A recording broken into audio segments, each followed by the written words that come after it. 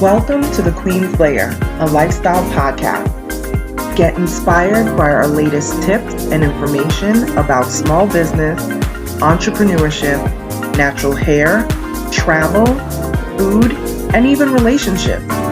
Stay tuned for another great episode. I am your host, Renee Patrice.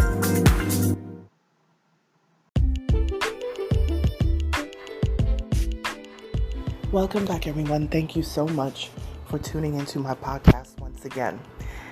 I am going to cover this subject matter because I get a lot of questions about folks that are dealing with, I tell you, mental health is huge. I get a lot of folks dealing with mental health issues and they find themselves isolated. There's actually a pretty big percentage of entrepreneurs, small business owners, but especially entrepreneurs who work by themselves. They tend to have a higher rate of depression and anxiety. And it tends to set in because you're by yourself, you're constantly working alone. The pandemic did not help because it had everybody isolated in their homes. And if you already live on your own, it could exacerbate the situation. So here is a great list of things to look out for when you're dealing with anxiety, especially high functioning anxiety. Because some people think that they may not be dealing with this, but then when you look at some of these high functioning things and you're like, wait a minute, I might be dealing with this and I don't even know. So this is coming from the Brain Coach, and I think that this is it was really a great list, so I wanted to share it. Having high functioning anxiety can make you, number one, feel as if something is always out of place. You know, like you're always fixing stuff, moving stuff around, nothing is really quite right. That could be pointing to high functioning anxiety. Number two, you get fixated on the worst case scenario. Now, a lot of folks will look at this, oh, the person is so negative, they're so negative. Well, to a certain extent, but not in that way that we think about negativity. We're just always looking at what is the worst possible thing that can happen, right? Anxiety sufferers just say, what is the worst that could possibly happen? Instead of looking from the flip side, well, what's the best that could possibly happen, right? So they're always looking for the worst case scenario. Number three, they avoid feelings by keeping busy. I am definitely guilty of this one. I don't know if I have high functioning anxiety. I probably wouldn't say that, but I definitely keep very busy to not have to deal with certain things because I compartmentalize things a lot and I have to put this over in this box over there for now. I will deal with that when I get a chance. I'll have to put this over in this box for now and I will deal with that when I get a chance. So yeah, I do tend to keep myself extremely busy to avoid, if there's something going on in my life at the moment that is really just, I know is going to drain me emotionally, I definitely do tend to keep busy. So that's one that I have definitely dealt with myself. Okay, number four, it says, often feeling overwhelmed about the future. Now, I guess this depends on the person. I'll be honest with you, I don't know what the future holds for a lot of things. And to be honest, I don't worry about it. I really don't worry about it. But if you find yourself constantly obsessed, what's going to happen in the future? What's going to happen if my thing is, live in the moment that you're in. You know, savor the moments that you're in because you could miss all the amazing things right in front of you worrying about all the stuff that's going to happen in the future, because what's going to happen is already going to happen. You know what I'm saying? So like, why be worried about it? Why make yourself, crazy about that sort of stuff? I don't really like to use the word crazy when we're talking about mental health, but don't don't bring yourself to the point where you cannot sleep at night. Don't bring yourself to the point where it's agitating you, that it starts agitating the people around you because they don't understand why you're so high strung, because you're worried constantly, so that may be a form of high functioning anxiety. People who are dealing with high functioning anxiety also, they doubt their abilities even when they succeed. So this, I think, could be something like imposter syndrome.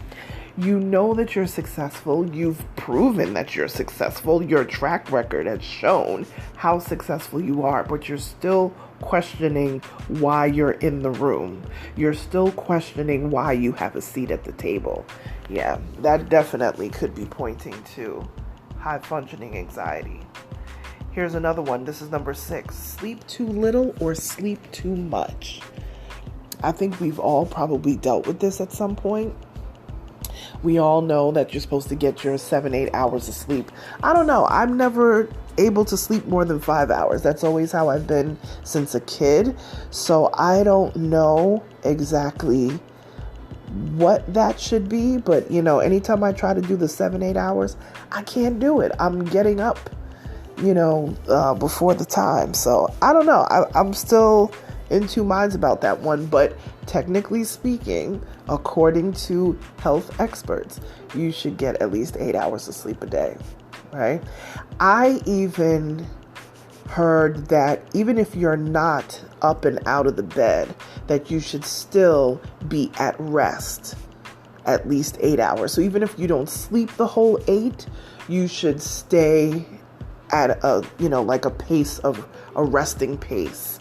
Even if you can't sleep the whole 8 hours, you should still be resting for 8 hours. So, okay, well, you guys let me know what you think about that one. Number 7 is overthinking and dwelling on the smallest things. Yes, this is definitely something that high functioning anxiety, and just regular anxiety too, when you overthink things to the point that sometimes I have seen this happen with a lot of people. They will overthink things to the point that they will end up sabotaging said situation. So they will overthink something so much that they will sabotage it, right? They don't want to sabotage it. They're worried about sabotaging it, but they end up indirectly sabotaging it because they keep overthinking the outcome. What's going to happen? Oh my gosh. And they end up sabotaging it anyway. Yeah, I could see that. All right. Number 8 is turning to drugs and alcohol to relieve stress.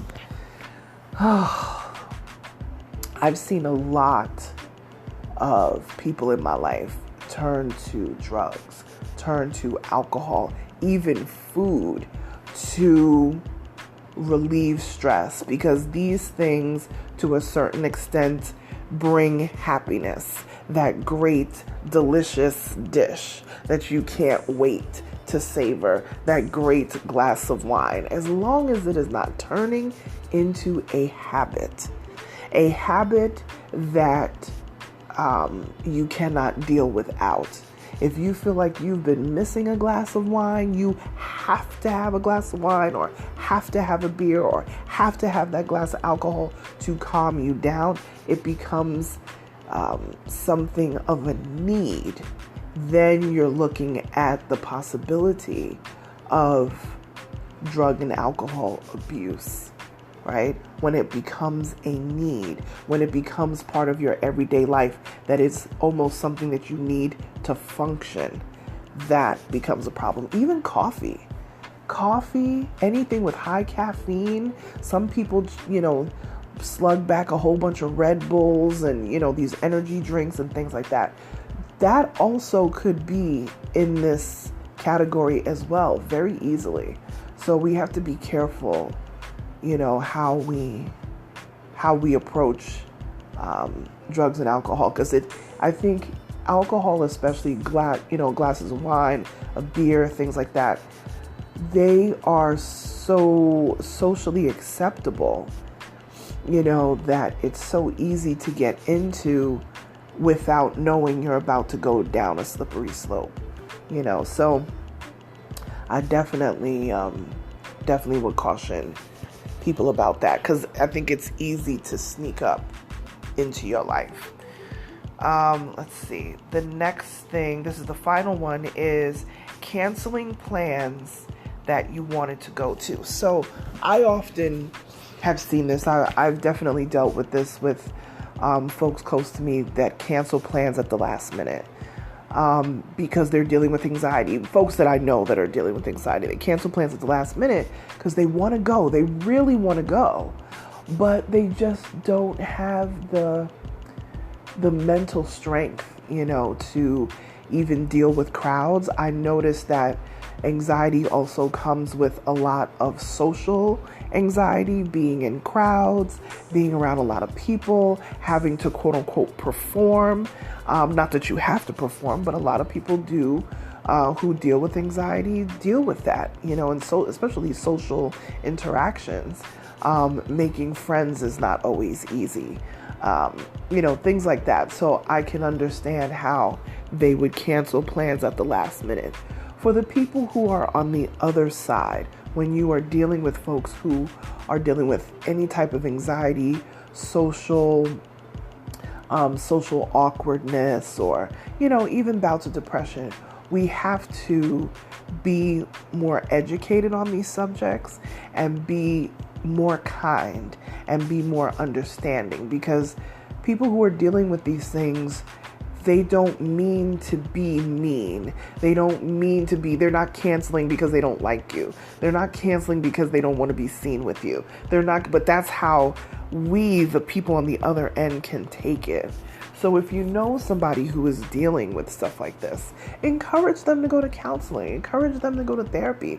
If they don't want to go to therapy on their own, maybe they can go with you. You know what I'm saying? You can go with them the first time so they can feel comfortable.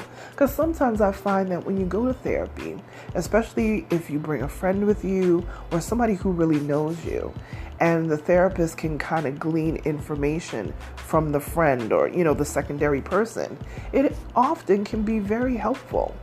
It can be very helpful. So don't take it as people are being mean and they're trying to, attack you and stab you in the back and, all that sort of stuff. Because I hear that a lot. I see that a lot, but we have to understand these are, this is part of the spectrum of mental health. And hopefully, if we keep these conversations going and we talk about these things openly, we can be more understanding of folks who are dealing with these sort of issues and, stop the stigma of therapy, stop the stigma of, especially with men, women tend to lean on each other and talk to each other and stuff like that. And guys, yeah, they talk to each other, but it's not always in the intimate detail, and they tend to not want to go to therapy. They tend not to be in the therapy mindset a lot of the time. So we have to be a little bit more open about this. We need to make this normal conversation so that people don't feel alienated, And if you are a person that's going through depression, anxiety, talk about it. You know what I'm saying? Talk about it. If you don't have anybody immediately around you who will understand, get yourself into therapy. Find a great therapist. And the first therapist you find may not be the one. You have to find a therapist that fits well with you. You know what I mean? People just say, well, I didn't like that therapist, so I stopped going. No. Find the therapist that fits. Just like when you go to buy shoes, you try on the shoe and it didn't quite fit. You size up and it's like, ooh, this is a perfect fit. It's the same thing for therapists. It's the same thing for doctors, your dentist, whatever. You have to feel comfortable, and if you feel comfortable, then you may have found a really great match. And then, set those appointments up and get yourself together.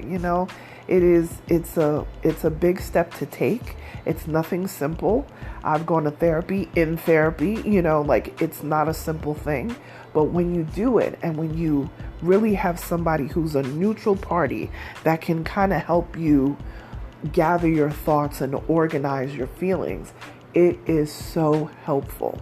Therapy, prayer, and some good chai tea is what I love. So anyway, I just wanted to go over that because I definitely get a lot of questions with entrepreneurs who feel isolated. And a lot of times they're dealing with anxiety and depression and may not even realize it. So I want to normalize these conversations more. All right. So if my podcast can help to do that, then that's what we're going to do. All right. Well, that's all I have for you guys today.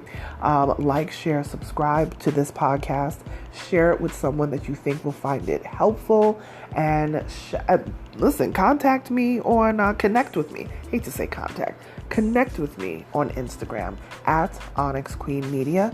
And if you tag me, I will repost you in my stories as a thank you and a shout out. Talk to you guys tomorrow. Bye.